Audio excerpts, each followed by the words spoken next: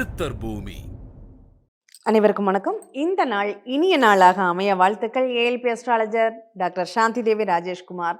இன்னைக்கு ஒரு முக்கியமான வழிபாடை பற்றி தாங்க பார்க்க போகிறோம்.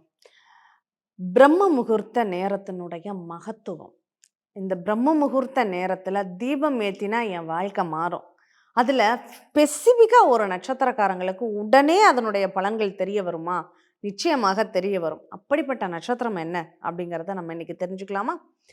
பொதுவாக இந்த தீப வழிபாடுங்கிறது ஒவ்வொருவர் வாழ்க்கையிலும் கடைபிடிக்க வேண்டிய ஒரு முக்கியமான வழிபாடு அப்படின்னு சொல்லலாம்.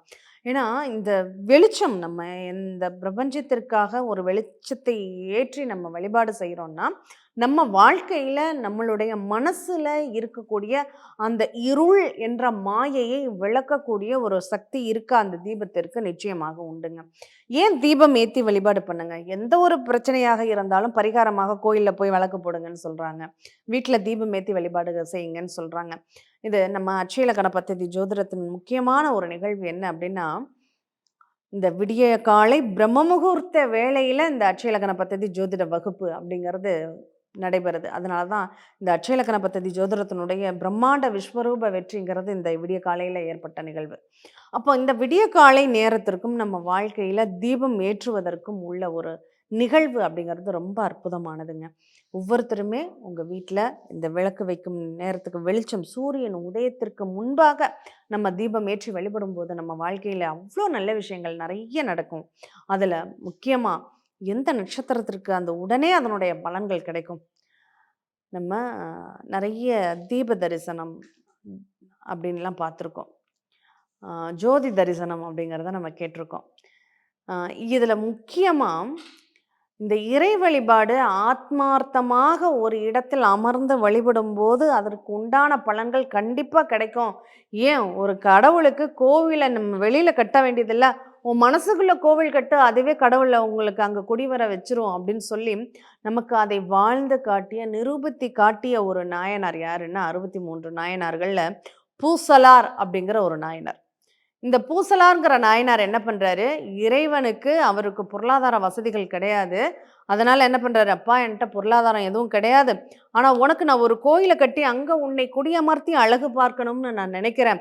அப்படி ஒரு ஆலயத்தை நான் கட்டுகிறேன் அப்படின்னு சொல்லி அவர் மனசுக்குள்ளேயே அந்த ஈசனுக்கு ஆலயத்தை எழுப்புறார். செங்கலை கொண்டு வர்றாரு, மணலை கொண்டு வர்றாரு. ஒவ்வொரு நாளும் இவ்வளோ இவ்வளோ இவ்வளோ இவ்வளோன்னு அந்த கோயிலை வடிவமைத்து ஒரு பிரம்மாண்டமான ஒரு கோவிலை அவர் மனசுக்குள்ளேயே உருவாக்குறாரு. உருவாக்கி அந்த மனசுக்குள் கட்டிய கோவிலில் இறைவனை குடி அமர்த்துவதற்கு அவர் ஒரு நாளையும் குறிப்பிச்சு வச்சிடறார். அப்போ அந்த நாள் அன்னைக்கு ஒரு அரசன் என்ன பண்ணுறான், பிரம்மாண்டமாக ஒரு கோவிலை கட்டி அங்கே ஈசனை குடியமர்த்துறதுக்கு கும்பாபிஷேக நாள் குறிக்கிறாரு. ஈசன் அரிசிரீரியாக வந்து நீ உன் நாளை மாற்றி வச்சுக்கோ, நான் இன்னொரு பக்தன் வந்து எனக்கு அந்த நாளில் கும்பாபிஷேகத்தை குறிச்சிட்டான், அவன் கட்டிய கோயிலுக்குள்ளே அன்னைக்கு நான் பிரவேசிக்க போகிறேன், நீ இன்னொரு நாளை மாற்றி வச்சுக்கோ அப்படின்னு சொல்லிடுறேன். அப்போ உடனே அந்த அரசனுக்கு அவ்வளோ ஆச்சரியமாக போயிடுது. எப்படி நம்ம இவ்வளோ பாடுபட்டு ஒரு கோயிலை நம்மளை மிஞ்சி யார் அப்படி கோவிலை கட்டியிருக்கான், அந்த கோயிலை நம்மளும் பார்த்தாகணும் அப்படின்னு போகிறாரு. அப்போ அந்த நாயனார் பேரை பூசலார்னு ஒருத்தர் கட்டியிருக்காருன்னு இறைவன் சொல்லிட்டாரு. அந்த பூசலாரை தேடி இந்த அரசன் போகிறாரு. அப்போ அந்த பூசலார் யாருன்னு கேட்டால் அங்கே உள்ளவங்க சொல்கிறாங்க, இந்த அங்கே உட்காந்துருக்காரே அவர் தான் பூசலார்னு. கோயிலை தேடுறாரு, எங்கடா கோயிலை காணோம் அப்படின்னு. அப்போ ஆனால் அந்த கோயில் எங்கே இருக்குது, பூசலாரின் மனதிற்குள் இருக்கிறது. அப்போ தான் எங்கப்பா நீ கோயில் கட்டியிருக்கியாமே, அதை பார்க்குறதுக்கு நான் வந்திருக்கேன் அரசன் சொல்லும்போது, நான் மனதிற்குள் அல்லவா கோயில் கட்டினேன், அது உமக்கு எப்படி தெரிஞ்சுது அப்படின்னு சொல்லி கேட்குறார். அப்போது அவர் அந்த மனசுக்குள் கட்டிய கோவிலை அந்த இறைவன் எவ்வளோ அர்த்தமாக வந்து ஏற்றுக்கிறார் பார்த்தீங்களா?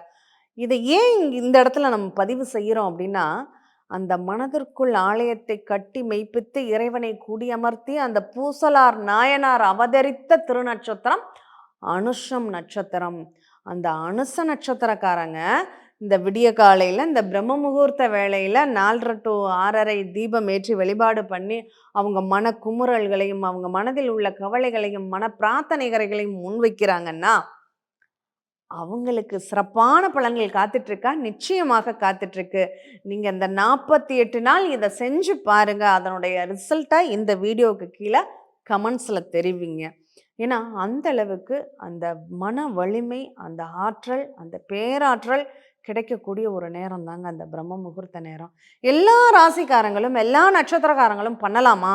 தாராளமா பண்ணலாம். ஆனா கூடுதலாக இந்த அனுசம் நட்சத்திரமே பண்ணும்போது, அவங்களுடைய அந்த ஆற்றல் அப்படிங்கிறது அங்க பெருகுமானா பெருகும். அவங்க வாழ்க்கையில ஏற்படக்கூடிய அந்த கஷ்டங்கள், கவலைகள், அந்த சிக்கல்கள், நன்மைகள், யோகங்கள் எல்லாமே குறைவில்லாமல் கிடைக்கக்கூடிய ஒரு யோகத்தையும் அது நிச்சயமாக கொடுக்கும்.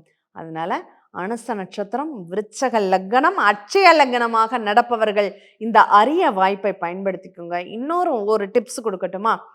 இந்த அட்சய லக்னம், அனுச நட்சத்திரம் செல்லக்கூடியவங்க யாராவது இதுவரையும் எனக்கு வீடு கிடைக்கல, எனக்கு வீடு கட்ட முடியல, எனக்கு வண்டி வாகனங்கள் அமையலைன்னு நீங்க மனசுல வச்சிட்டு இருக்கீங்களா? இந்த 48 நாள் நீங்க விடிய காலையில பிரம்ம முகூர்த்த வேளையில நீங்க தீபம் ஏற்றி, அந்த தீப வெளிச்சத்தை பார்த்து உங்க மனச ஒருநிலைப்படுத்தி, நீங்க ஒரு வீட்ட உங்களுக்கு தேவையான ஒரு வீட்ட உங்களுடைய தகுதிக்கு தகுந்த மாதிரி சிம்பிளாகவோ, மீடியமாகவோ, பிரம்மாண்டமாகவோ கட்டி கொண்டிருங்கள். அந்த 48 நாளுக்கு அப்புறம் அது உங்களுக்கு நிறைவேற ஆரம்பிக்குமா? கண்டிப்பா ஆரம்பிக்குங்க. மீண்டும் இனியதொரு நிகழ்வில் சந்திப்போம். நன்றி, வணக்கம். ஜோதிடத்தின் பரிணாம வளர்ச்சி. ஏஎல்பி ஜோதிடம். இதை படிங்க, உங்க வாழ்க்கை உங்க கையில.